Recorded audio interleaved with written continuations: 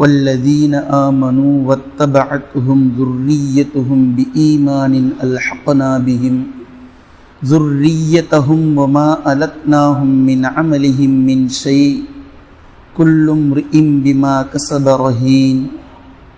கண்ணியத்திற்குரிய அல்லாஹ்வின் அடியார்களே, யூதர்கள் தான் முனாஃபிக்குகளாக வாழ்ந்திருக்கிறார்கள். யூதர்கள் தான் இன்றும் முனாஃபிக்குகளாக இருக்கிறார்கள். இந்த முனாஃபிக்குகளுடைய உதாரணத்தை எங்கிருந்து நாம் துவங்கினோம்? அல்லாஹு தஆலா ஈயை அதே போன்று சிலந்தியை, தேனியை, இவற்றையெல்லாம் உதாரணம் காட்டும் போது இந்த முனாஃபிக்குகள் யூதர்கள் தான் பேசினார்கள். இந்த உதாரணத்தை கொண்டெல்லாம் அல்லாஹ் என்னத்தை நாடுகின்றான்? எதுக்கு இந்த உதாரணம் எல்லாம் அல்லாஹ் காமிச்சுக்கிட்டு இருக்கிறான்? இவ்வளவு பெரிய குர்ஆன்ன்றீங்க, இஸ்லாம்ன்றீங்க, முஹம்மது நபின்றீங்க, எறும்பு, சிலந்தி, இதெல்லாம் என்ன? இதெல்லாம் என்று அவர்கள் பேசினார்கள். இப்ப அல்லாஹ் தஆலா பேசினா அதுக்கு தான் இது இல்லை. அல்லாஹ் தஆலா கொசுவையும் உதாரணம் காட்ட வெட்கப்பட மாட்டான். கொசுவை விட அற்பமானதையும் உதாரணம் காட்ட அல்லாஹ் வெட்கப்பட மாட்டான். அதற்கு பதிலாகத்தான் அல்லாஹ் தஆலா இந்த வசனத்தை இறக்கணும். ஈக்கும் எறும்புக்கும் என்ன இவர்கள் உதாரணம் காட்டிக்கிட்டு இருக்காங்கன்னு சொல்லி யூதர்கள் பேசும்போது அல்லாஹ் ஈயை பற்றியும் எறும்பை பற்றியும் இவர்கள் பேசுறாங்க. ஆனா அல்லாஹ் தஆலா கொசுவை உதாரணம் காட்டுவதற்கு கூட வெட்கப்பட மாட்டான். கொசுவை விடவும் அற்பமானதை உதாரணம் காட்டும் அல்லாஹ் வெட்கப்பட மாட்டான். இப்ப இந்த இடத்தில் நம்ம கொஞ்சம் ஆழமா யோசிக்க வேண்டிய ஒரு விஷயம் இருக்குது. அல்லாஹ் தஆலா என்ன சூசகமா பேசுறான் தெரியுமா? என்ன டேய், உங்களை விட கேடு கெட்டவர்கள் யாருமே இல்லை. முனாஃபிகீன்கள், உங்களை விட கேடு கெட்டவர்கள் யாருமே இல்லை. உங்களையே நான் உதாரணம் காமிக்கிறேன் குர்ஆன்ல. என்னுடைய படைப்பாக இருக்கக்கூடிய கொசுவை நான் உதாரணம் காட்டக்கூடாதா? ஈயனை உதாரணம் காட்டக்கூடாதா? எறும்பனை புரியுதா விஷயம்? அல்லாஹ் தஆலா பேசக்கூடிய அந்த துணி புரியுதா? உங்களை விட கேடு கெட்டவர்கள் யாருமே இல்லை. ஒரு வேதத்தை கொடுத்து, இப்ப முனாஃபிகீன்கள் மட்டும் இல்ல, யாரெல்லாம் இதுல வருமோ எல்லாருமே தான்.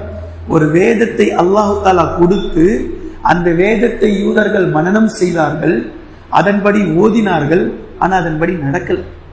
அல்லாஹ் தஆலா அதற்கு உதாரணம் காமிக்கிறான். அல்லாஹ் சொல்லக்கூடிய உதாரணங்கள், உங்களை விட கேடு கெட்டவர்கள் இந்த உலகத்துல யாருமே இல்லை. உங்களையே நான் என்னுடைய குர்ஆன்ல உதாரணம் காமிச்சிட்டேன். எறும்பு எல்லாம் அல்லாஹுக்கு முழுக்க முழுக்க தஸ்பீஹ் செய்து கட்டுப்படக்கூடிய ஒரு பிராணி. அதை நான் உதாரணம் காட்ட மாட்டேனா? இப்ப அல்லாஹ் தஆலா முனாஃபிகீன்களுக்கு, யூதர்களுக்கு சொல்லக்கூடிய அந்த உதாரணத்திற்கு முன்னால் 2 கதைகளை நீங்கள் முதலில் தெரிந்து கொள்ள வேண்டும். 2 கதை இருக்கு. 2 கதையுமே கழுதையினுடைய கதை. இதுல ரொம்ப ஆழமான படிப்பினை இருக்கு. அல்லாஹ் தஆலா இந்த 2 கழுதையினுடைய கதையை நீங்கள் கொஞ்சம் புரிந்து கொள்ளுங்கள்.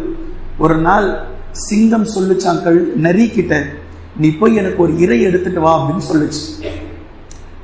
இது எப்படி அப்படின்னாக்கா, முதல்ல இந்த இடத்துல புரிஞ்சுக்கணும், வழக்கமாக மனிதர்கள் சோம்பேறியானதை போன்று இந்த காலகட்டத்திற்கு ஏற்றவாறு சிங்கமும் சோம்பேறி ஆயிடுச்சு. சிங்கம் என்பது வேட்டையாடி சாப்பிடக்கூடிய பிராணி. ஆனா நரி கிட்ட சொல்றது, எனக்கு போய் ஒரு இறையை தேடிட்டு வா, ஒரு இறை எடுத்துட்டு வா அப்படின்னு சொல்லுச்சு. இப்ப நரி என்ன செஞ்சது அப்படின்னாக்கா, போச்சு இறையை தேடி. சிங்கத்துக்கு எதை கொண்டுட்டு போய் கொடுக்கறது? எல்லா பிராணிகளும் உஷாரான பிராணி, ஆனா என்ன செய்யறதுன்னு சொல்லி தெரியல. அப்படியே போய்கிட்டே இருக்கும்போது நடுவுல கழுதை வந்தது. கழுதை வந்தவுடனே நரிக்கு இதுக்கு புத்தின்றது கொஞ்சம் கூட கிடையாது. இதை கூப்பிட்டா இது வந்துடும் சொல்லி கழுதை கிட்ட போய் சிங்கம் சொல்லிச்சு, ராஜா உன்னை கூப்பிட்டாரு, ஏன் உன்னை இன்னையிலேருந்து இந்த காட்டுக்கு ராஜாவாக்க போறாரு சிங்கம், அதை பத்தி பேசுறதுக்கு தான் உன்னை கூப்பிட்டாரு அப்படின்னு சொல்லி சொன்னதுமே உடனே கிளம்பி வந்துருச்சு கழுதை. கழுதை வந்த உடனே சிங்கம் இருந்த பசியில அது மேல பாஞ்சு 2 காதை இப்படி பிச்சு எடுத்துருச்சு. பிச்சு எடுத்தவொடனே கழுதை ஓடுச்சு. கழுதை ஓடுனதுமே நரி சொல்லுச்சு, ஏன் ஓடுற, நில்லு நில்லு அப்படின்னு சொல்லுச்சு. என் காதை பிச்சு எடுத்துருச்சே ராஜா, நீ ராஜாவாக்க போறாருன்னு கூப்பிட்டுட்டு வந்த அப்படின்னதுமே, இந்த காது நீளமா உனக்கு இருக்குது, ஒரு ராஜாக்கு காது இப்படி இருக்கக்கூடாது, அதனால இப்படி வெட்டி எடுத்துச்சு சமமா, அதுதான் உன்னை ஆல்டர் பண்ணிச்சு சிங்கம், அதனை புரிஞ்சிக்காம போயிட்ட. ஓ அப்படியா, சரி சரி. மறுபடியும் வந்துச்சு கழுதை, மறுபடியும் வந்தது. இப்போ இந்த தடவை பாஞ்சி பின்னாடி இருக்கக்கூடிய வாழை பிடிச்சி கடிச்சிருச்சு சிங்கம். இப்ப வாழை துண்டானோட மறுபடியும் கழுதை ஓடுச்சு. அப்போ நரிக்கிட்ட கழுதை சொல்லுச்சு, என்ன ராஜாவாக்க போறாருன்னு தானே நீ சொன்ன, மறுபடியும் வாழை பிச்சு எடுக்குது சிங்கம் ராஜா அப்படின்னதுமே, சிம்மாசனத்துல உட்கார்றதுக்கு இந்த வாழு தான் பயங்கர டிஸ்டர்பன்ஸ், இதனாலதான் உன்னை கொண்டுட்டு வர சொல்லுச்சு அப்படின்னு சொல்லி சொன்ன உடனே அப்ப கழுதை மறுபடியும் வந்தது. இப்ப மறுபடியும் பாஞ்சு போய் பாஞ்சதுன்னு கழுதை தப்பிச்சு ஓட பார்த்துச்சு. அப்ப சிங்கத்துக்கு செம்ம கோபம் வந்து கழுதைகிட்ட சொல்லுச்சு, இந்த கழுதிய சாவடிச்சு, நரிக்கிட்ட சொல்லுச்சு, இந்த கழுதிய சாவடிச்சு நீயே எல்லாமே உரிச்சு பக்காவா என்கிட்ட எடுத்துட்டு வா, நான் சாப்பிட்டுக்கிறேன் அப்படின்னு சிங்கம் சொல்லுச்சு. நரி போச்சு, கழுதைய வேட்டையாடிச்சு. கழுதிய மொத்தமா எல்லாமே பண்ணி சாப்பிடக்கூடிய நேரத்துல மூளை வந்தது, கழுதையினுடைய மூளை. அந்த மூளை நரி பார்த்ததுமே எலும்பு இல்லாதது, ரொம்ப டேஸ்டானது. மூளையை நரி சாப்பிட்டுச்சு. நரி சாப்பிட்டுட்டு அப்புறமா அந்த உடலை கொண்டுட்டு வந்தவுடனே சிங்கம் வந்து சாப்பிட ஆரம்பிக்கும் போது மூளை எங்க அப்படின்னு கேட்டுச்சு. மூளை இல்லையே, கறியில எல்லாமே இருக்கு, லிவர் இருக்கு, இதயம் இருக்கு, எல்லா பார்ட்ஸும் இருக்கு, மூளை எங்க அப்படின்னு கேட்டுச்சு. அப்ப நரி சொல்லுச்சு, அதுக்கு மூளை இருந்திருந்தா 2 வாட்டி நீங்க சாப்பிட போகும்போதும் ஏமாந்து போய் வந்திருக்குமா, மூளை இல்லை கழுதைக்கு. ஓ அப்படி, சரி அப்படின்னு சிங்கம் சாப்பிடுச்சு. இது ஒண்ணு புரிஞ்சுதுங்களா? இப்ப இன்னொரு கதையை கேட்டுங்க, இன்னொரு விஷயத்தை கேளுங்க. இப்போ இன்னொரு முறை ஒரு நாள் கழுதை நல்லா சாப்பிட்டு இருந்தது, நல்லா மிதப்புல அதுப்புல இருந்தது. அந்த நேரத்துல ஒரு புலி குறுக்க வந்தது. அப்போ புலியை பார்த்து கழுதை கேட்டுச்சு, என்ன தனியா வர அப்படின்னு கேட்டுச்சு. கழுதை புலியை பார்த்து கேட்டுச்சு, என்ன தனியா வர அப்படின்னு சொல்லி கேட்டுச்சு. அப்போ புலி சொல்லுச்சு, சாப்பிட ஒண்ணுமே கிடைக்கல, பசிக்காக வேட்டையாடிக்கிட்டு அப்படியே நான் தேடிக்கிட்டே இருக்கிறேன் அப்படின்னு புலி சொல்லுச்சு. ஏன், புல்லு சாப்பிட வேண்டியதானே அப்படின்னு சொல்லுச்சு. அப்போ புலி சொல்லுச்சு, பசிச்சாலும் புலி புல்ல சாப்பிடாதுன்னு உனக்கு தெரியாதா? ஏன், எல்லாரும் தான் சாப்பிட்றாங்க, நீ மட்டும் சாப்பிட்டா என்ன குறைஞ்சா போயிடுவேன், நான் கூட தான் இன்னைக்கு ப்ளூ கலர் புல்ல சாப்பிட்டேன் அப்படின்னு கழுதை சொல்லுச்சு. அப்போ புலி சொல்லுச்சு, என்னது ப்ளூ கலர் புல்லா? புல்லுனாலே பச்சையா தானே இருக்கும், ப்ளூ கலர்லயா? நான் சாப்பிட்டேன் இன்னைக்கு, ப்ளூ கலர்ல இருக்கக்கூடிய புல்லை நான் சாப்பிட்டேன் இன்னைக்கு அப்படின்னு கழுதை சொல்லுச்சு. அப்போ 2 பேருக்கு நடுவில் வாக்குவாதம் வந்துருச்சு. பில்லு என்பது பச்சை தான், இல்ல புல்லு என்பது ப்ளூ தான். 2 பேருமே சேர்ந்து பஞ்சாயத்துக்காக ராஜா கிட்ட போனாங்க. ராஜா கிட்ட சிங்கத்துக்கிட்ட போனோன்னு சிங்கம் சொல்லுச்சு கழுதை கிட்ட, ஆமாப்பா புல்லுன்றது ப்ளூ கலர் தான் அப்படின்னதுன்னு கழுதை கம்முன்னு போயிடுச்சு. புலியை பார்த்து சொல்லுச்சு, 5 வருஷம் இந்த காட்டுல நீ யாருக்கிட்டையும் பேசக்கூடாது, இந்த பக்கம் வரக்கூடாது, போயிடு அப்படின்னு சொல்லிச்சு.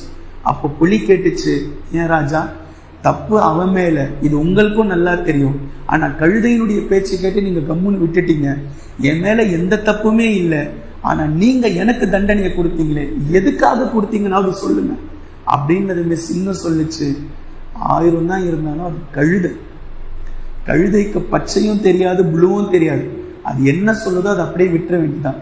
போயும் நீ ஒரு புலியா இருந்துகிட்டு கழுதை கிட்ட போய் வாதம் பண்ணிட்டு வர பாத்தியா, இதுக்குதான் உனக்கு தண்டனை அப்படின்னு சொல்லிட்டு சிங்கம் சொன்னதை நான் பார்க்கிறோம். இப்ப இந்த இடங்களில் நாம் சொல்வது என்னவென்றால், இந்த 2வது உதாரணத்துல நாம் என்னவாக இருக்கிறோம் அப்படின்றது கொஞ்சம் யோசிச்சுக்கணும். நாம் கழுதையாக இருக்கிறோமா, இல்ல புலியா இருக்கிறோமா, இல்ல சிங்கமா இந்த இடத்துல இருக்கிறோமா? நாம் எதுவாக இருக்கிறோம் அப்படின்றத புரிஞ்சுக்கணும். இப்ப அல்லாஹ் தஆலா சொல்லக்கூடிய உதாரணத்தை பாருங்கள். இந்த யூதர்களுக்கும் முனாஃபிக்குகளுக்கும் அல்லாஹ் தஆலா கழுதை கொண்டு உதாரணம் சொல்றான்.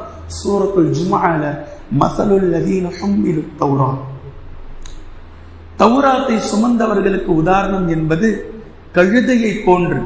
என்ன செய்தார்கள் அவர்கள்? ஏடு சுமக்கும் கழுதையை போன்று. இவர்களிடத்தில் ஒரு விஷயத்தை நாம் கொடுத்தோம், அதை ஓதினார்கள், அதை படித்தார்கள், அதை மனனமிட்டார்கள், ஆனால் அமல் செய்யல. ஏடுகளை கொண்டு போய் கழுதையின் மீது நீங்கள் சுமத்தினால் ஏடுகளை அதற்கு சுமக்கும். ஏதோ ஒரு சுமை இருக்குன்றது தெரியும், ஆனா ஏட்டில் எழுதியிருக்கக்கூடிய விஷயம் என்னன்றது கழுதைக்கு தெரியுமானா தெரியாது. இது போன்றுதான் மனிதர்களில் பெரும்பான்மையானவர்கள் இருக்கிறார்கள். குர்ஆனையும் தௌராத்தையும் மக்களுக்கு நாம் கொடுத்திருக்கிறோம், ஆனால் இவர்கள் ஓதுகிறார்கள், படிக்கிறார்கள், அதுல என்ன நாம் சொல்லி இருக்கிறோம் என்பதை மாத்திரம் அவர்கள் புரிந்து கொள்வதே இல்லை. கழுதையை போன்றவர்கள் இவர்கள் அப்படின்றதை அல்லாஹ் தஆலா மிக அழகாக இந்த இடத்தில் பேசி காட்டுகின்றான். இதையே அரபு கவிதைகளில் வருவதை சூரா முத்தத்திர்ல இப்படி அல்லாஹ் தஆலா பேசுறான். ஃபமாலஹும் அனித்தذ்கிரத்தி முஅரிதி, இவர்களுக்கு என்ன நேர்ந்தது? குர்ஆனுடைய உபதேசத்தை இவர்கள் எப்படி புறக்கணிக்கிறார்கள்? உங்களுக்கு உபதேசங்களிலேயே குர்ஆனுடைய உபதேசம் தான் மிகப்பெரிய உபதேசமாக இருந்திருக்க வேண்டும். குர்ஆனுடைய உபதேசத்தை இவர்கள் எப்படி புறக்கணிக்கிறார்கள்? ஃபமாலஹும் அனித்தذ்கிரத்தி முஅரிதி என்று அல்லாஹ் சொல்லிட்டு உதாரணம் சொல்றான். இந்த உதாரணம் அரபு கவிதைகளில் வரக்கூடிய உதாரணம். அதை எடுத்து அல்லாஹ் தஆலா பேசுறான். கஅன்னஹும் ஹுமுரும் முஸ்தன்ஃபிரா ஃபர்ரத் மின் கஸ்வரா, சிங்கங்களிடம் இருந்து காட்டு கழுதைகள் காட்டுக்குள் வெருண்டோடுவதை போன்று குர்ஆனை விட்டு இவர்கள் வெருண்டோடுகிறார்கள். சுப்ஹானல்லாஹ். இன்னைக்கு எவ்வளவு அழகா பொருந்தது. குர்ஆனுடைய வசனங்களை கேட்டாலே வெருண்டோடுகிறார்கள். சிங்கத்தை விட்டு காட்டு கழுதைகள் வெருண்டோடுவதை போன்று இவர்கள் வெருண்டோடுகிறார்கள் என்று அல்லாஹ் தஆலா சூரா முதஸ்ஸிரிலே பேசி காட்டுவதை நாம் பார்க்கின்றோம். கண்ணியத்திற்குரிய அல்லாஹ்வின் அடியார்களே, இனத்தால் யூதர்கள், அதே போன்று குணத்தால் அவர்கள் முனாஃபிக்குகள். இனத்தால் யூதர்களாக பெரும்பான்மையாக வாழ்ந்தவர்கள் தான் குணத்தால் முனாஃபிக்குகளாக வாழ்ந்தார்கள்.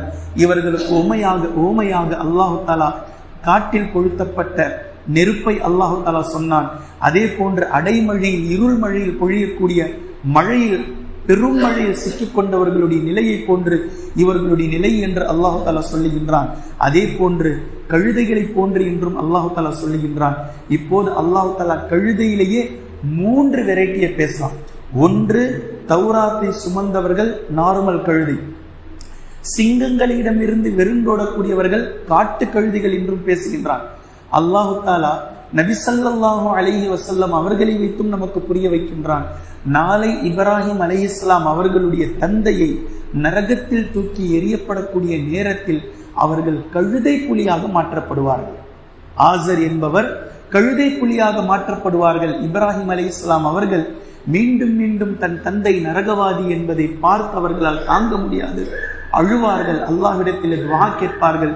இப்ராஹிம் அலைஹிஸ்ஸலாம் அவர்களுடைய மன நிம்மதிக்காக அவர்களுடைய தந்தை ஆசரை கழுதை புலியாக அல்லாஹ் தஆலா மாற்றுவான். ஏனென்றால் உலகத்தில் வாழக்கூடிய பிராணிகளிலேயே இந்த கழுதை இனம்தான் எத்தனை முறை நல்லுபதேசங்கள் செய்தாலும், எத்தனை முறை அவர்களிடத்தில் நல்லுரைகளை கொண்டு சென்றாலும் அவர்கள் செவிமடுப்பதே கிடையாது, அவர்கள் அதை எடுத்துக்கொள்வதே கிடையாது. எத்தனை முறை அவர்கள் அடிபட்டாலும் மீண்டும் மீண்டும் அடிப்பட்ட இடத்திற்கு செல்வார்கள். ஆனால் நல்லுபதேசம் பெற மாட்டார்கள், நல்லுரை எடுத்துக்கொள்ள மாட்டார்கள். இது கழுதையினுடைய பண்பு. இதே போன்றுதான் பல இடங்களில் மனிதர்கள் இருக்கிறார்கள். அல்லாஹ் தஆலா இப்போது பல்லுகும் அவல், இவர்கள் கால்நடைகளை விடவும் கேடு கெட்டவர்கள் என்று இப்படிப்பட்டவர்களைத்தான் அல்லாஹ் தஆலா பேசுகின்றான். இப்போ அல்லாஹ் தஆலா பேசக்கூடிய கொசுவுக்கான உதாரணம், ஈக்கான உதாரணம், எல்லா உதாரணத்தையும் இன்ஷா அல்லாஹ் ஒவ்வொன்றாக எடுத்து பார்க்கலாம். அல்லாஹ் தஆலா சொல்லிய முதல் விஷயம், முதல் நெருக்கான ஒரு விஷயம், கொசு மாத்திரம் அல்ல, கொசுவை விடவும் அற்பமானதை அல்லாஹ் தஆலா உதாரணம் காட்டுவான். ஏனென்றால் கொசுவை விட அற்பமானது எங்கு இருக்கிறது அப்படின்னு சொல்லி நம்ம எல்லாம் தேடுறோம்ல. இப்போ கொசுவை விட அற்பமானது, கொசுவை விடவும் சிறிய ஒரு படைப்பு இருக்கிறதா? அல்லாஹ் தஆலா சொல்லக்கூடிய அற்பம் என்பது அது நேரடியாக உடல் ரீதியாகவும் பொருந்தும், மறைமுகமாக கேரக்டர் வைஸாகவும் பொருந்தும். நீங்கள் தேடி தேடி பார்த்து கொண்டே இருங்கள். தேடி பார்க்கக்கூடிய பல மனிதர்கள் கொசுவை விட அற்பமானவர்கள் தான். யார் இந்த தீனை முழுமையாக கடைபிடிக்கவில்லையோ, யார் குர்ஆனை ஏற்றுக்கொள்ளவில்லையோ, யார் குர்ஆனின்படி வாழவில்லையோ, இவர்களை விட அல்லாஹ்வின் பார்வையில் அற்பமானவர்கள் யாரும் கிடையாது. அவர்களைத்தான் அல்லாஹு தஆலா கொசுவை விடவும் அற்பமானவர்களை உதாரணம் காட்டுவதற்கு அல்லாஹ் வெட்கப்பட மாட்டான் என்று அல்லாஹ் தஆலா பேசுகின்றான். குர்ஆன் ஹதீஸை தெளிவாக விளங்கக்கூடிய நபர்களாகவும் அதை நடைமுறைப்படுத்தக்கூடிய மக்களாகவும் அல்லாஹ் நம்மை ஆக்குவானாக. சுப்ஹானக அல்லாஹும்ம வபிஹம்திக அஷ்ஹது அன் லா இலாஹா இல்லா அன்த அஸ்தக்ஃபிருக வ அத்தூபு இலைக்.